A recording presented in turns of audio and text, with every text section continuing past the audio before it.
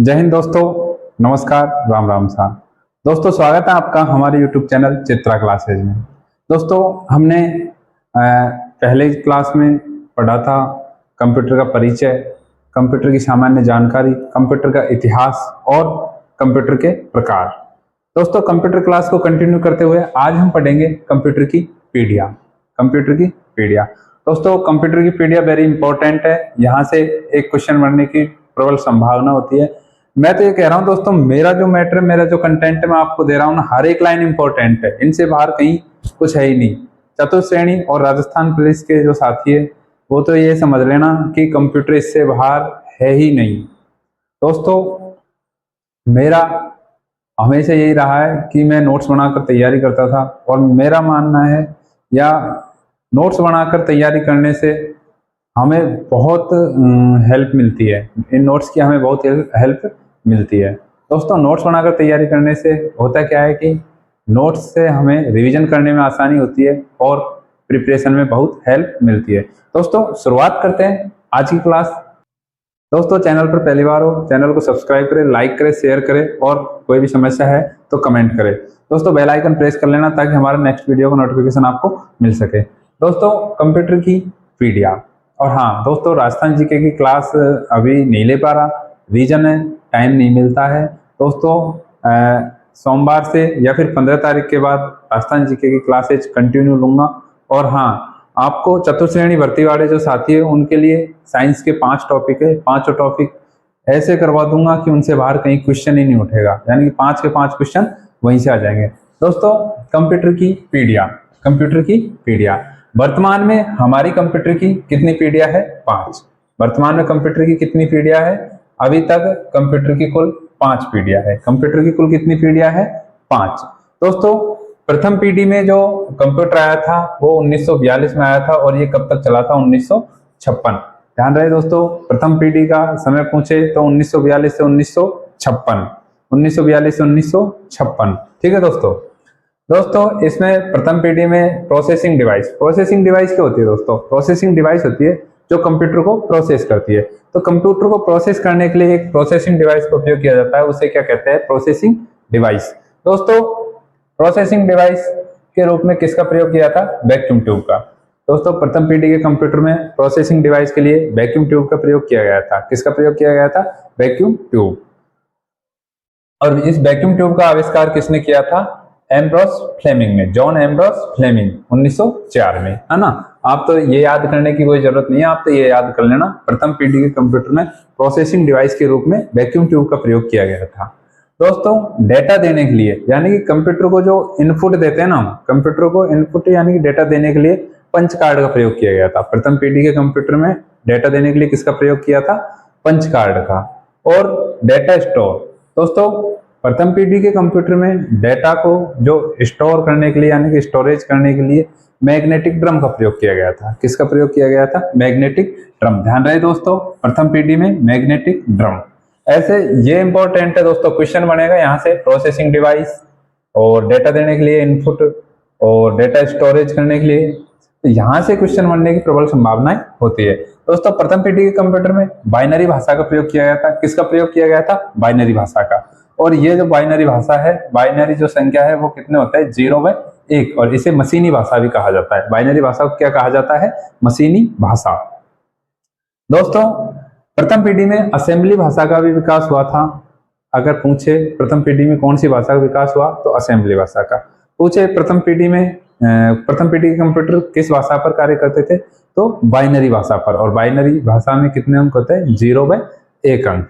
दोस्तों प्रथम पीढ़ी के कंप्यूटर के उदाहरण है एनियक,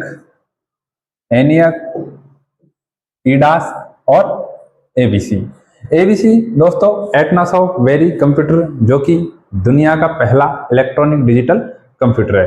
दुनिया का पहला इलेक्ट्रॉनिक डिजिटल कंप्यूटर कौन सा है? एटनासॉफ्ट। और एटनासॉफ्ट की फुल फॉर्म है वो एबीसी, और एबीसी की फुल फॉर्म है एटनासॉफ्ट वेरी कंप्यूटर। एबीसी की फुल फॉर्म क्या होती है? Atanasoff Berry computer. दोस्तों एबीसी की फुल फॉर्म, एबीसी की फुल फॉर्म है Atanasoff, Atanasoff Berry computer, Atanasoff Berry computer. उसके बाद दोस्तों बस याद आपको कुछ नहीं करना, प्रोसेसिंग डिवाइस क्या है, प्रोसेसर क्या है, स्टोरेज क्या है, बस बहुत नॉर्मल सी जानकारी, इसका टाइम क्या है, बस यही आपको पता होना चाहिए इसमें कौन सी भाषा का प्रयोग किया गया था, है ना। उसके बाद दोस्तों आ जाती है द्वितीय पीढ़ी और हमारी दूसरी पीढ़ी जो 1956 में आई थी और कब तक चली थी, 1964-65 तक। कब तक चली थी द्वितीय पीढ़ी, जो कि 1956 से 1964 और 65 तक चली थी। कब तक चली थी, 1964-65। दोस्तों द्वितीय पीढ़ी में प्रोसेसिंग डिवाइस के रूप में, दोस्तों प्रथम पीढ़ी में तो वैक्यूम ट्यूब का प्रयोग किया गया था और इसमें किसका प्रयोग किया गया है, ट्रांजिस्टर का। द्वितीय पीढ़ी में किसका प्रयोग किया गया है, ट्रांजिस्टर का। दोस्तों प्रथम पीढ़ी में वैक्यूम ट्यूब, द्वितीय पीढ़ी में ट्रांजिस्टर। ध्यान रहे दोस्तों, प्रोसेसिंग डिवाइस प्रथम पीढ़ी में वैक्यूम ट्यूब और द्वितीय पीढ़ी में ट्रांजिस्टर। और दोस्तों इस ट्रांजिस्टर का जो आविष्कार किया था वो किया था विलियम शॉकली और जॉन वर्डिन ने। ट्रांजिस्टर का आविष्कार किसने किया था, विलियम शॉकली और जॉन वर्डिन, विलियम शॉकली और जॉन वर्डिन। दोस्तों याद होना चाहिए डेटा के रूप में, उसमें तो दोस्तों मैग्नेटिक ड्रम का प्रयोग किया गया था। अगर पूछे प्रथम पीढ़ी में डेटा स्टोर करने के लिए मैग्नेटिक ड्रम और द्वितीय पीढ़ी में मैग्नेटिक कोर, यह आपको याद होना चाहिए दोस्तों। प्रथम पीढ़ी में तो मैग्नेटिक ड्रम और द्वितीय पीढ़ी में मैग्नेटिक कोर। उसके बाद दोस्तों प्रथम पीढ़ी के कंप्यूटर बाइनरी भाषा पर कार्य करते थे और उसमें असेंबली भाषा का विकास हुआ था। और द्वितीय पीढ़ी में उच्च स्तरीय भाषा, उच्च स्तरीय भाषाओं का विकास हुआ था, है ना। और दोस्तों ये उच्च स्तरीय भाषा होती है फोर्ट्रॉन, कोबोल, स्नोबॉल आदि, फोर्ट्रॉन, कोबोल, स्नोबॉल आदि। ठीक है दोस्तों। उसके बाद दोस्तों प्रथम पीढ़ी के जो कंप्यूटर है IBM 7030, हनीवेल 400, CDC 1604। दोस्तों याद उदाहरण जरूरी नहीं है आपको उदाहरण इतने याद हो, मेन याद कर लेना। IBM 7030, Honeywell 400, CDC 1604। तो दोस्तों ये हमारी हो गई द्वितीय पीढ़ी कंप्लीट।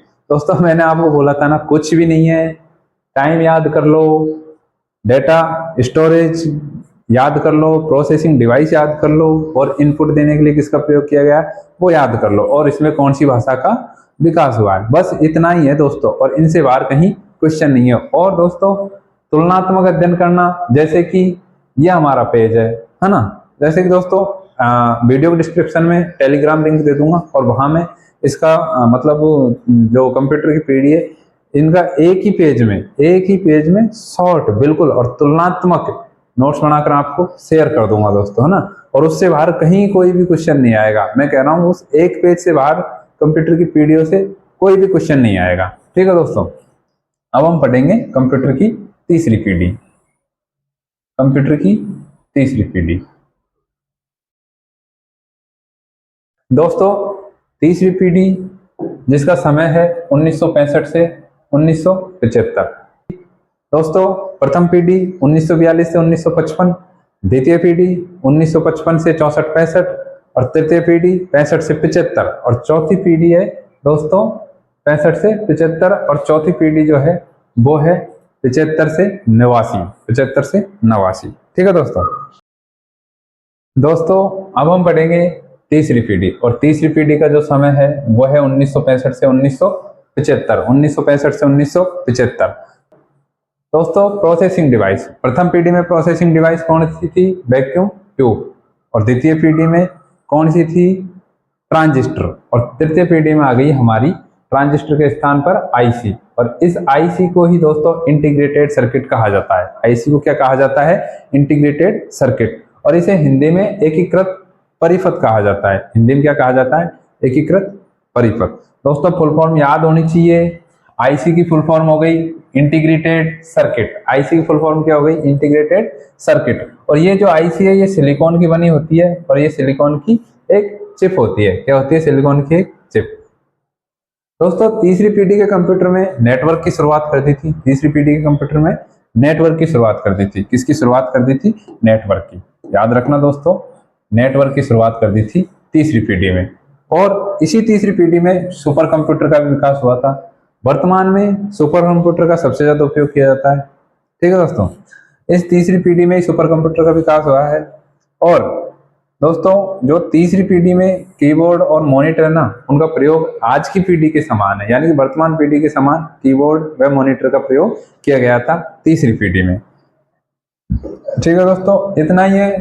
प्रोसेसिंग डिवाइस हो गई और इसमें नेटवर्क की शुरुआत हुई थी। दोस्तों अब डेटा स्टोर करने के लिए, है ना, स्टोरेज आपको याद होनी चाहिए। डेटा स्टोर करने के लिए दोस्तों, डेटा स्टोर करने के लिए हार्ड डिस्क और फ्लॉपी डिस्क का प्रयोग किया गया था। डेटा स्टोर करने के लिए किसका प्रयोग किया गया था दोस्तों? डेटा स्टोर करने के लिए हार्ड डिस्क और फ्लॉपी डिस्क का प्रयोग किया गया था। किसका प्रयोग किया गया था? हार्ड डिस्क और फ्लॉपी डिस्क। ध्यान रहे दोस्तों, तीसरी पीढ़ी हम पढ़ रहे हैं। पहली पीढ़ी में मैग्नेटिक ड्रम, दूसरी पीढ़ी में मैग्नेटिक कोर और तीसरी पीढ़ी में प्रयोग किया गया था स्टोरेज के रूप में हार्ड डिस्क और फ्लॉपी डिस्क का। दोस्तों इनपुट डिवाइस के रूप में पहली पीढ़ी में पंच कार्ड था, है ना, और यहाँ क्या है? माउस और कीबोर्ड। माउस और कीबोर्ड, ठीक है दोस्तों। और तीसरी पीढ़ी में दोस्तों विंडो ऑपरेटिंग सिस्टम का प्रयोग किया जाने लग गया था। तीसरी पीढ़ी में विंडो ऑपरेटिंग सिस्टम का भी प्रयोग किया जाने लगा।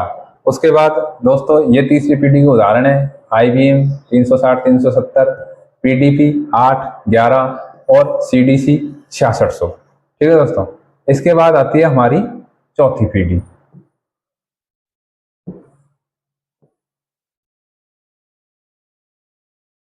दोस्तों राजस्थान पुलिस वाले साथियों से मैं कहना चाहूंगा, आपके पास समय बहुत कम है और आप क्लासेस अगर लेते हो तो आपको बहुत टाइम लगेगा। मैं क्या है कि मतलब आपको शॉर्ट में समझा दे रहा हूँ, इनसे बाहर कहीं भी कोई क्वेश्चन नहीं है।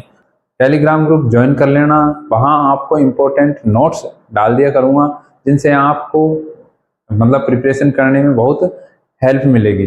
दोस्तों कंप्यूटर के जो नोट्स हैं वो भी टेलीग्राम ग्रुप में शेयर कर दिए हैं और एक बार फिर से दोबारा कर दूंगा।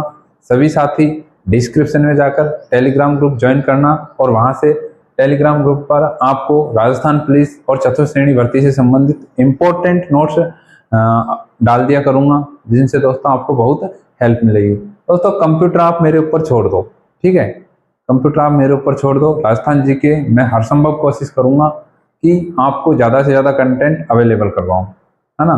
दोस्तों कोशिश मेरी यही रहेगी आपको हर एक सब्जेक्ट अच्छे से अच्छे मैं आपको समझाऊँ, क्योंकि अब मेरी 16 मई जो है स्कूल का लास्ट डे है, उसके बाद में गर्मियों की छुट्टी स्टार्ट हो जाएगी और 17 मई से मैं आपके लिए कंटिन्यू टाइम निकाल कर क्लास लाया करूँगा। और दोस्तों बस यही है, आप तो हमारे साथ बने रहिए। सिलेक्शन कैसे लेना है मैं आपको गाइड करता रहूँगा, क्योंकि दोस्तों मैं भी एक नहीं दो नहीं बल्कि मेरी जो अभी मैं टीचर हूँ, ये मेरी 5वीं पोस्टिंग है और 5वीं पोस्टिंग दोस्तों सफ़र तय करना कोई छोटी बात नहीं है ना। तो दोस्तों 5 नौकरियों का सफ़र मेरा किस प्रकार रहा, उसी हिसाब से मैं भी आपको गाइड करता रहूँगा। आप तो बस ये है फॉलो करते रहिए और अपनी प्रिपरेशन कंटिन्यू रखिए। ठीक है दोस्तों, अब हम पढ़ेंगे चौथी पीढ़ी। चौथी पीढ़ी का जो समय था दोस्तों वो था 1975 से और 1988-89 तक। कौन सा था? 1975 से 1988-89 तक। पहली पीढ़ी 1942-1956, दूसरी पीढ़ी 1956 से 1965, तीसरी पीढ़ी 1965 से 1975, चौथी पीढ़ी 1975 से 1988-89 तक। दोस्तों प्रोसेसिंग डिवाइस के रूप में आईसी के स्थान पर VLSI का प्रयोग किया था। किसका किया था? आईसी के स्थान पर VLSI का। सबसे पहले उसमें किया था अपने प्रथम पीढ़ी में वैक्यूम ट्यूब, दूसरी पीढ़ी में ट्रांजिस्टर, तीसरी पीढ़ी में आईसी और अब आईसी के स्थान पर किसका प्रयोग किया जाने लगा? VLSI का। चौथी पीढ़ी में किसका प्रयोग किया है? VLSI का। और दोस्तों इस VLSI की फुल फॉर्म होती है वेरी लार्ज स्केल इंटीग्रेशन। याद होना चाहिए दोस्तों, वेरी लार्ज स्केल इंटीग्रेशन। उसके बाद दोस्तों इसमें सी भाषा का विकास हुआ था। कौन सी भाषा का विकास हुआ था? सी भाषा का विकास। ठीक है दोस्तों। दोस्तों स्टोरेज के रूप में फ्लॉपी डिस्क, हार्ड डिस्क और मैग्नेटिक डिस्क का प्रयोग किया जाने लगा। इसमें फ्लॉपी डिस्क, हार्ड डिस्क और मैग्नेटिक डिस्क। पहली पीढ़ी पूछे तो मैग्नेटिक ड्रम, दूसरी पीढ़ी पूछे तो मैग्नेटिक कोर और तीसरी पीढ़ी पूछे दोस्तों हार्ड डिस्क और फ्लॉपी डिस्क, और चौथी पीढ़ी में आ जाती है हमारी मैग्नेटिक डिस्क, जिसे ऑप्टिकल डिस्क भी कहा जाता है। कौन सी आ गई हमारी चौथी पीढ़ी में? Magnetic disk. तो चौथी पीढ़ी में माइक्रो प्रोसेसर का उपयोग किया जाने लगा। चौथी पीढ़ी में किसका प्रयोग किया जाने लगा? Micro processor. चौथी पीढ़ी में माइक्रो प्रोसेसर का प्रयोग किया जाने लगा। इसके बाद दोस्तों अब हमारी लास्ट पीढ़ी है, पांचवी, है ना। कुछ भी नहीं है दोस्तों, कंप्यूटर की पीढ़ियों से रिलेटेड क्वेश्चन बनेगा तो यहीं से ही बनेगा और इंपॉर्टेंट है, आएगा भी एक क्वेश्चन, है ना। पांचवी पीढ़ी 1989 से वर्तमान तक, यानी कि अब तक हम पांचवी पीढ़ी के कंप्यूटरों का प्रयोग कर रहे हैं। वर्तमान में सबसे ज्यादा प्रयोग पांचवी पीढ़ी के कंप्यूटरों का किया जाने लगा है। दोस्तों प्रोसेसिंग डिवाइस के रूप में VLSI के स्थान पर ULSI का प्रयोग किया जाने लगा। प्रथम पीढ़ी वैक्यूम ट्यूब, दूसरी पीढ़ी ट्रांजिस्टर, तीसरी पीढ़ी IC, चौथी पीढ़ी VLSI और पांचवी पीढ़ी में ULSI का प्रयोग किया जाने लगा। दोस्तों इस प्रकार से आप याद करोगे तो मैं कह रहा हूं, याद कैसे नहीं होगा दोस्तों, माइंड में सेट हो जाएगा। और मेरा जो पढ़ाया हुआ मैटर है और मेरे जो नोट्स है इनसे बाहर, मैं कह रहा हूं दोस्तों, मैंने भी तो प्रिपरेशन की है। मैं आज भी एक स्टूडेंट हूं, है ना। मैं अपने आप को आज भी एक स्टूडेंट मानता हूं, क्योंकि दोस्तों स्टूडेंट पूरे जीवन भर सीखता है और स्टूडेंट हमेशा ऑलराउंडर होता है। टीचर हमेशा एक सब्जेक्ट में माहिर होता है, बट स्टूडेंट हमेशा ऑलराउंडर होता है ना दोस्तों। क्योंकि स्टूडेंट ऑलराउंडर नहीं होगा तो सवाल ही नहीं है सिलेक्शन हो जाए, इसलिए स्टूडेंट का ऑलराउंडर होना जरूरी है। दोस्तों ULSI की फुल फॉर्म हो गई अल्ट्रा लार्ज स्केल इंटीग्रेशन। क्या हो गई? Ultra large scale integration. दोस्तों ULSI की full form ultra large scale integration, और इसे ULSI को माइक्रो प्रोसेसर भी कहा गया है। ULSI को क्या कहा गया है? Micro processor. ULSI को क्या कहा गया है दोस्तों? Micro processor. और दोस्तों स्टोरेज के रूप में इसमें हार्ड डिस्क और फ्लॉपी डिस्क और मैग्नेटिक डिस्क और ऑप्टिकल डिस्क, है ना दोस्तों। यही है, हम पढ़ चुके हैं hard disk, floppy disc, magnetic disk और ऑप्टिकल डिस्क। तो दोस्तों स्टोरेज पूछे तो पहली पीढ़ी में मैग्नेटिक ड्रम, दूसरी पीढ़ी मैग्नेटिक कोर, तीसरी पीढ़ी हार्ड डिस्क और फ्लॉपी डिस्क, चौथी पीढ़ी हार्ड डिस्क, फ्लॉपी डिस्क और मैग्नेटिक डिस्क, और पांचवी पीढ़ी पूछे तो दोस्तों optical disk, hard disk, floppy disk और मैग्नेटिक डिस्क। इस प्रकार से आप याद करो, सेट हो जाएगा माइंड में। ठीक है दोस्तों पांचवी पीढ़ी में कृत्रिम बुद्धि का प्रयोग किया गया है। पांचवी पीढ़ी में किसका प्रयोग किया गया है? कृत्रिम बुद्धि का। कृत्रिम बुद्धि का प्रयोग किया गया है, यानी कि रोबोट का प्रयोग किया गया है। किसका प्रयोग किया गया है? रोबोट। दोस्तों रोबोट के अंदर दिमाग लगा दिया, बुद्धि लगा दी, कृत्रिम बुद्धि, उसके आधार पर रोबोट काम करता है। ठीक है दोस्तों। पांचवी पीढ़ी के दोस्तों उदाहरण है वो हो गया एप्पल और इंटेल। पांचवी पीढ़ी के कंप्यूटर कौन से हो गए? एप्पल और इंटेल। दोस्तों पांचवी पीढ़ी के कंप्यूटर हो गए एप्पल और इंटेल। और हाँ दोस्तों, जो पांचवी पीढ़ी की जो भाषा है ना, वो प्रोलोग भाषा को पांचवी पीढ़ी की मानक भाषा के रूप में माना है। प्रोलोग भाषा को पांचवी पीढ़ी की मानक भाषा के रूप में माना है। प्रोलोग भाषा को पांचवी पीढ़ी की मानक भाषा के रूप में माना है।